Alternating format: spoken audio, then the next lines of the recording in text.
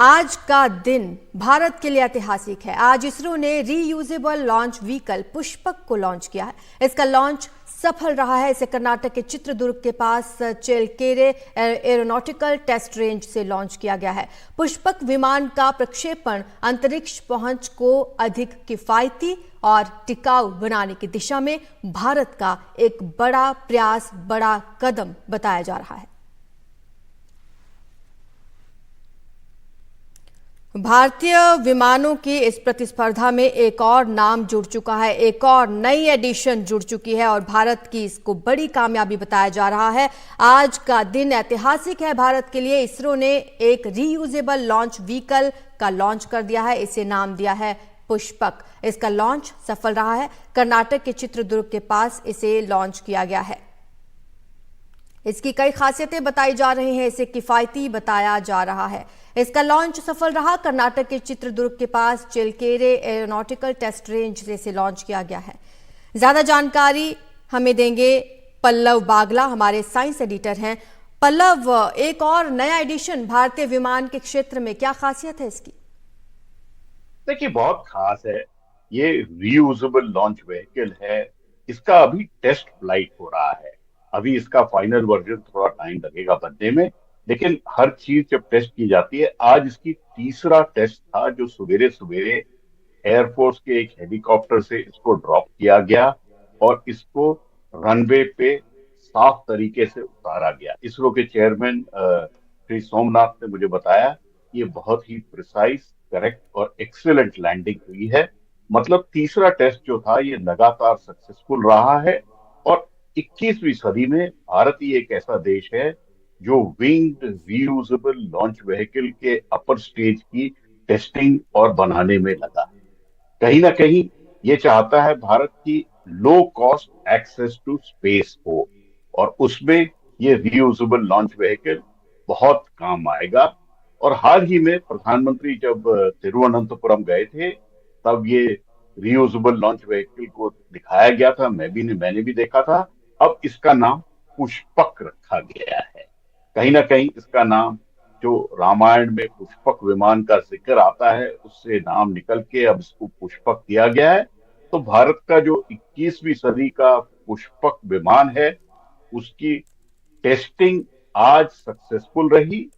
अभी इसकी ऑर्बिट से टेस्टिंग की जाएगी और उसके बाद पता लगेगा कि पूरा इसका क्या हुआ। लेकिन अभी जो टेस्ट हुए हैं, एक के बाद एक 3 सक्सेसफुल टेस्ट हुए हैं इसके। जी, लेकिन इसे रीयूजेबल क्यों कहा जा रहा है पल्लव जी, जरा समझना चाहेंगे। देखिए, आमतौर पे रॉकेट को जब छोड़ा जाता है अंतरिक्ष में, तो वो उसकी स्टेजेस जो होती हैं वहीं ध्वस्त हो जाती हैं। या तो स्पेस डेब्री बनती हैं या फिर बंगाल की खाड़ी या इंडियन ओशन में आके घिर जाती हैं। अगर किसी भी रॉकेट को आप वापस ला सकें और उसको दोबारा यूज कर सकें, तो उसको रीयूजेबल लॉन्च व्हीकल बोला जाता है। इस तरह से स्पेस एक्स भी करता है, लेकिन स्पेस एक्स जो है अपनी स्टेजेस को यूज करता है। भारत जो कर रहा है वो रॉकेट का जो अपर स्टेज होता है, जो सबसे महंगा है, जिसमें सबसे ज्यादा इलेक्ट्रॉनिक्स होती है, उसको वापस लाने की तैयारी में लगा है। तो ये जो टेस्ट है, ये भारत की तरफ से एक बहुत बड़ा कदम है।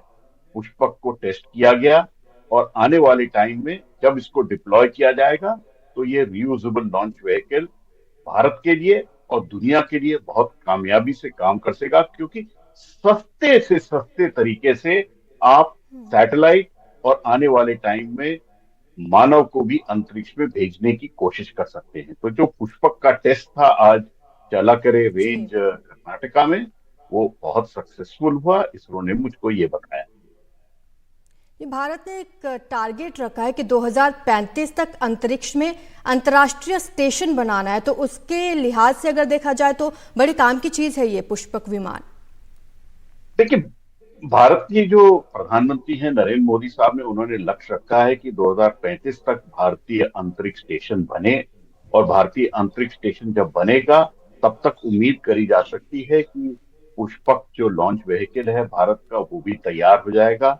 तो अंतरिक्ष में आना जाना, सामान ले जाना और भारतीय अंतरिक्ष स्टेशन को बनाने की जो तैयारी है, उसमें जरूर काम आएगा। लेकिन अभी तो लॉन्च व्हीकल मार्क R3 या जो भारत का नया रॉकेट बन रहा है जिसका नाम सूर्या है उसको यूज किया जाएगा, क्योंकि लॉन्च ये जो पुष्पक विमान है इसकी अभी तैयारी चल रही, डिप्लॉय करने में टाइम लगेगा, इसको अभी स्केल्ड वर्जन में टेस्ट किया गया है। आने वाले टाइम पे जब डिप्लॉय हो जाएगा तो भारतीय अंतरिक्ष स्टेशन पे जरूर काम आएगा, लेकिन पुष्पक से चांद पे नहीं जाया जा सकता। जी जी, शुक्रिया आपका पल्लव जी इस तमाम जानकारी के लिए। तो आज का दिन भारत के लिए ऐतिहासिक है क्योंकि पुष्पक का तीसरा टेस्ट भी सफल रहा है।